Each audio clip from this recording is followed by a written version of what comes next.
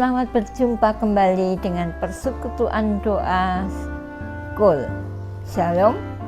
Mari kita buka dengan pujian Hanya Yesus Jawaban Hidupku.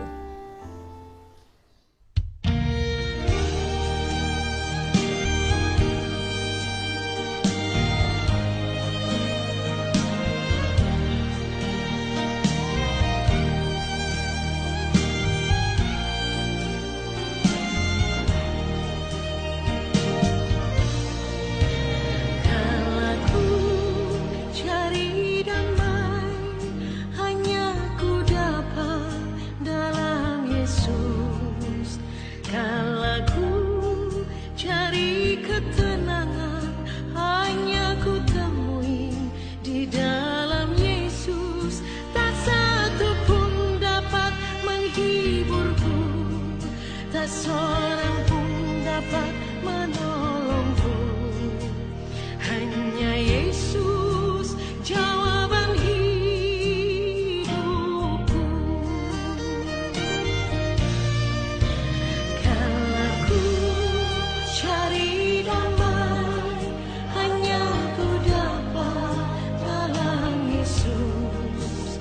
Kalau ku cari ketenangan, hanya ku temui di dalam Yesus. Tak satu pun dapat menghiburku, tak seorang pun dapat menolongku, hanya Yesus jawaban hidupku.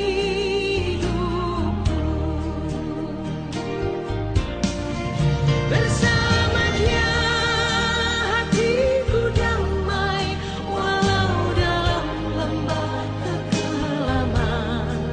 Bersama Dia hatiku tenang, walau hidup penuh tantangan.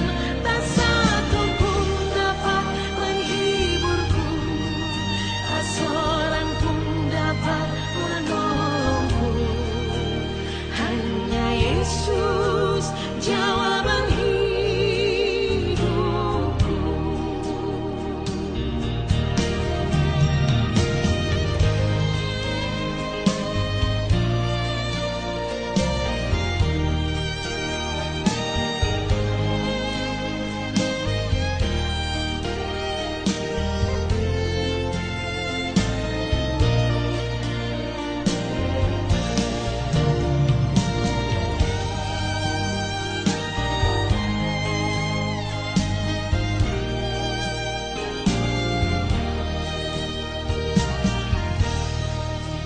Kalau ku cari damai, hanya ku dapat dalam Yesus.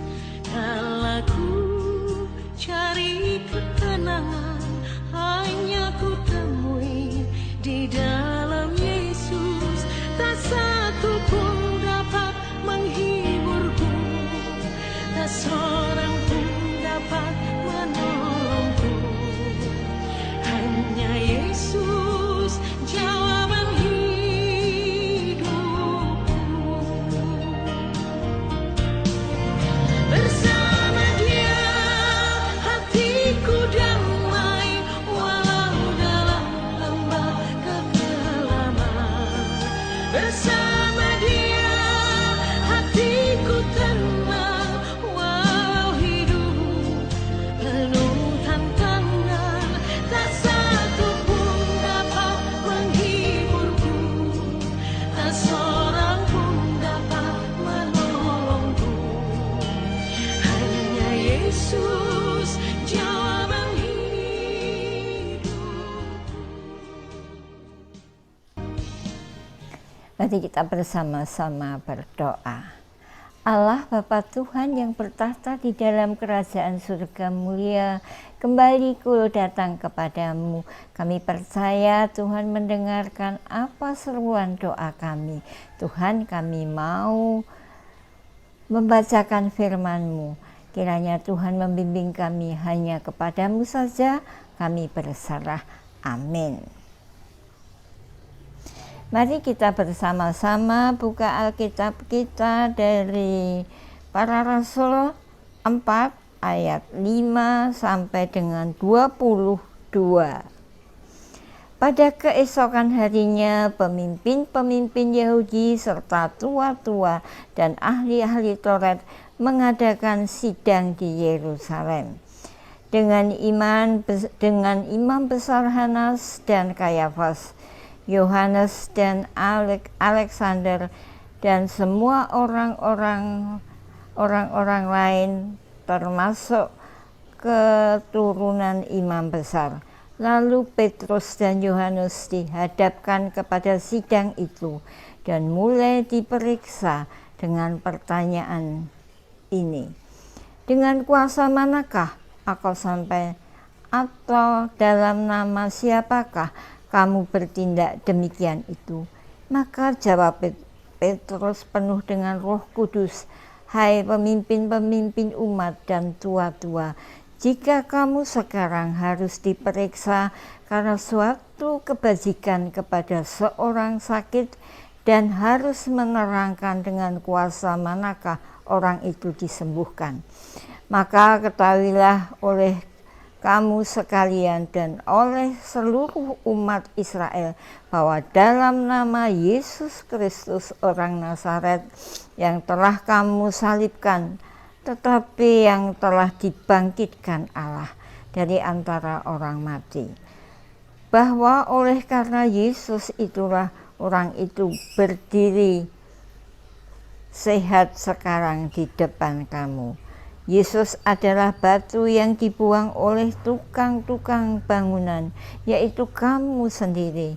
Namun ia telah menjadi batu penjuru, dan keselamatan tidak ada di dalam siapapun juga selain di dalam Dia.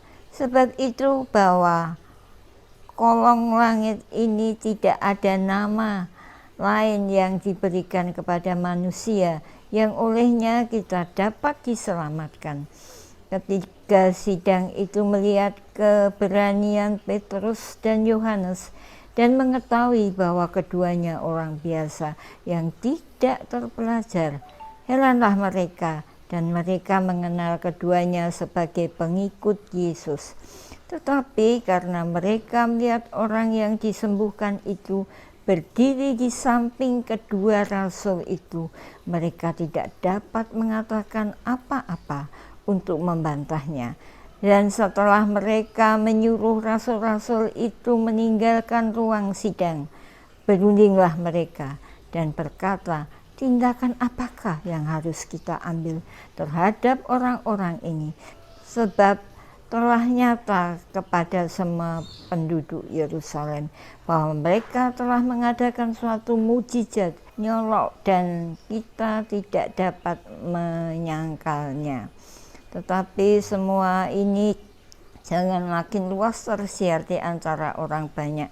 Baiklah kita mengancam dan melarang mereka supaya mereka jangan berbicara lagi dengan siapapun di dalam nama itu. Dan setelah keduanya disuruh masuk, mereka diperintahkan supaya sama sekali jangan berbicara atau mengajar lagi dengan nama Yesus. Tetapi Petrus dan Yohanes menjawab mereka, silahkan kamu putuskan sendiri, manakah yang benar di hadapan Allah, atas taat kepada kamu atau taat kepada Allah. Sebab tidak mungkin bagi kami untuk tidak berkata-kata tentang apa yang telah kami lihat dan telah kami dengar. Mereka semakin keras mengancam rasul-rasul itu, tetapi akhirnya melepaskan mereka juga, sebab sidang tidak melihat jalan untuk menghukum mereka karena takut akan orang banyak yang memuliakan nama Allah berhubung dengan apa yang telah terjadi. Sebab orang yang disembuhkan oleh mukjizat ini sudah lebih dari 40 tahun umurnya. Bapak-bapak dan ibu-ibu, itulah nats yang kita baca bersama. Bertambahnya usia bukan berarti tantangan menghilang sering dan perkembangan usia. Tantangan kehidupan makin meningkat. Di tengah keadaan seperti itu, apa yang diperbuat? Menyerah pada tantangan atau tetap menghadapinya dalam mempersaksikan kebangkitan Kristus. Petrus dan Yohanes berjumpa dengan tantangan berat. Mereka dipersalahkan dan malah diperhadapkan di hadapan pemimpin Yahudi. Pemimpin Yahudi bening karena mereka yang bukan siapa-siapa itu berani bersaksi tentang Yesus. Padahal Yesus sudah disalibkan. Petrus dan Yohanes menghadapi tantangan itu. Keberanian mereka adalah suatu iman pada Yesus. Semua yang mereka yakini itu terbukti. Kecaman-kecaman dari para pemimpin agama Yahudi tidak menyurutkan iman mereka pada Yesus. Namun yang terjadi sebaliknya, ancaman, tekanan, tantangan yang dalam justru memperteguh iman mereka pada Tuhan Yesus. Petrus dan Yohanes mempersaksikan Yesus di karyanya karena mereka beriman pada Yesus. Kesaksian mereka dilihat oleh banyak orang karena dilakukan di Serambi Salomo.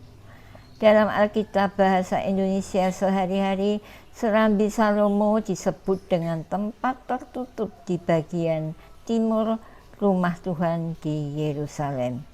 Berita tentang Yesus yang bangkit sebagai diwartakan Petrus dan Yohanes membuat para imam kepala, pengawal bait Allah serta orang-orang Saduki terusik. Rupanya kebencian terhadap Yesus masih disimpan dalam diri mereka sehingga mereka marah atas nama Yesus diberitakan. Kebencian yang dulu ditujukan kepada Yesus dipindahkan pada murid-muridnya. Kebencian terhadap berita tentang kebangkitan Yesus berdasar pada beberapa alasan. Alasan pertama, mereka benci dengan ajaran Yesus yang revolusioner. Kedua, orang-orang Saduki tidak pernah percaya terhadap kebangkitan orang mati. Saduki tidak percaya terhadap kebangkitan orang mati. Maka bila mereka mendengar Petrus memberitakan kebangkitan Yesus, mereka marah. Atas dasar itulah, maka para imam kepala, pengawal bait Allah serta orang-orang Saduki menangkap Petrus dan Yohanes dan memasukkan mereka ke dalam tahanan sampai keesokan harinya. Anehnya adalah mesti mereka dimasukkan ke dalam tahanan. Banyak orang yang telah mendengar ajaran Petrus dan Yohanes menjadi percaya. Kisah Para Rasul 4 ayat 4 mencatat jumlah mereka menjadi kira-kira 5.000 orang laki-laki. Hal ini menunjukkan bahwa apa yang diimani Petrus dan Yohanes adalah sebuah kebenaran yang pantas diikuti. Kesaksian Petrus dan Yohanes rupanya mendatangkan kegaduhan di kalangan para agama Yahudi dan pejabat negeri. Mereka melakukan sidang di Yerusalem untuk membahas hal itu. Dalam sidang itu hadir pula Hanas mertua Kayafas yang menjabat sebagai imam agung. Mereka datang untuk dengar pendapat dan menentukan apakah yang harus dilakukan terhadap para rasul itu. Peristiwa Yesus di hadapan para petugas dan agamawan berupa juga dialami oleh muridnya. Apa yang menyebabkan Simon dapat bersaksi demikian berani? Mereka mampu bersaksi dengan berani karena Roh Kudus yang memimpin mereka. Di mana orang lumpuh yang dulu disembuhkan dalam nama Yesus. Dalam Kisah Para Rasul 3 ayat 1-10 dikisahkan tentang penyembuhan orang lumpuh. Sehari-hari orang lumpuh itu duduk di depan pintu gerbang Bait Allah untuk meminta sedekah dari orang-orang yang masuk ke Bait Allah. Ia sembuh setelah Petrus mengucapkan, "Demi nama Yesus orang Nazaret itu." Berjalanlah Yesus yang tadinya lumpuh itu ternyata berdiri di samping dua rasul itu. Ia turut melihat persidangan dan dialamatkan kepada Petrus dan Yohanes. Mereka itu berdiri di samping para rasul. Bila jadi orang itu menyampaikan kesaksian atas peristiwa demi peristiwa yang dialami bersama Petrus dan Yohanes. Dengan berani Petrus dan Yohanes menceritakan imannya kepada Yesus. Petrus menyatakan kesaksian hidupnya bersama Yesus. Ia melihat bahwa Yesus yang disiksa, disalibkan, dan mati itu kini sudah bangkit. Ia bangkit dari antara orang mati. Dialah pangkal keselamatan seisi dunia. Dengan mengutip Mazmur 118 ayat 2, Petrus mempersaksikan bahwa Yesus yang disingkirkan itu pada akhirnya menjadi batu penjuru yang mempersatukan bangunan. Dengan Mazmur ini pula Petrus mengkritik bangsa yang menolak karya Yesus. Para pejabat, agamawan, para cerdik cendekia itu ternyata jawab dengan Petrus dan Yohanes. Kisah Rasul 4 ayat 13 mencatat bahwa para pejabat dan heran dengan keberanian Petrus dan Yohanes. Mereka heran sebab Petrus dan Yohanes bukan orang terpelajar. Meski mereka bukan orang yang terpelajar, peristiwa penyembuhan yang mereka lakukan merupakan kesaksian yang lebih nyata ketimbang kata-kata ilmiah. Pertanyaan-pertanyaan yang nampak religius dari para agamawan. Kesembuhan orang itu menjadi bukti yang hidup dan berwibawa, karena tidak ada alasan untuk mencari kesalahan Petrus dan Yohanes. Mereka menyuruh Petrus dan Yohanes meninggalkan ruang sidang. Tidak ada tindakan yang bisa dilakukan pada mereka. Maka dari itu para pejabat berpesan supaya tidak berbicara atau mengajar dalam nama Yesus. Larangan itu tidak mempengaruhi sikap serta iman Petrus dan Yohanes. Iman mereka pada Yesus harus diberitakan melalui tutur kata dan perbuatan. Di tengah tantangan, mereka justru menemukan kebermaknaan hidup. Petrus dan Yohanes yang adalah orang-orang biasa, bukan dari kalangan pelajar, cerdik cendekiawan, namun melewati tantangan berat. Iman pada Tuhan Yesus mendatangkan keberanian menghadapi tantangan hidup. Dalam iman terdapat keyakinan bahwa Roh Kudus yang dijanjikan Tuhan Yesus menyertai kehidupan umatnya. Penyertaan Tuhan bagi umat pada saat itu tetap terjadi, seperti Allah bekerja meneguhkan Petrus, Yohanes, dan murid-murid lain tetap berlaku. Ia bukan Allah yang tidur dan abai dengan segala persoalan umat, yang butuhkan agar kita mampu melihat penyertaan adalah iman kepadanya. Iman merupakan respon atas karya Allah. Berjalanlah, jangan berlari, sebab hidup adalah tentang perjalanan, bukan pelarian. Mari kita bersama-sama berdoa. Bapa kekasih kami, terima kasih sekali walaupun kami pada di rumah, tetapi kami tetap mendengarkan firman-Mu.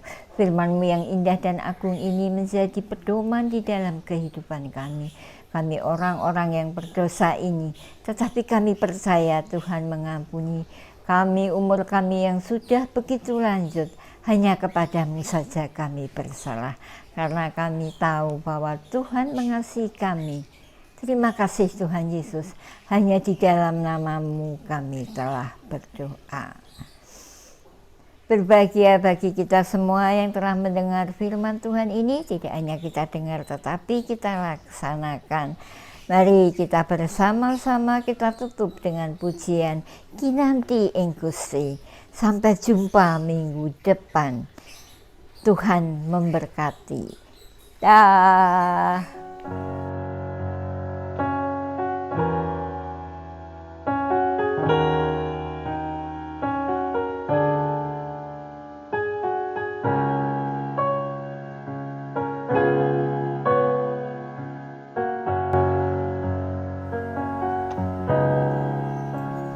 Gusti Yesus pangenami Ibuku ing setua ing sapura-pura kula nyuwun panganti Tuhan kinani ing Gusti kinanti ing Gusti ing satita kula nrima angger kinanti Gusti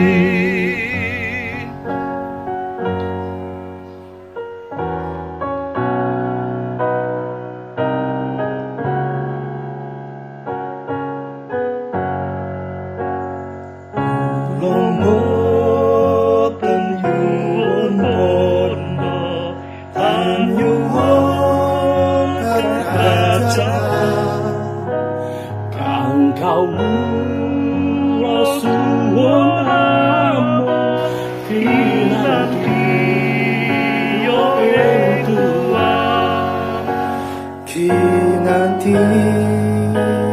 ing Gusti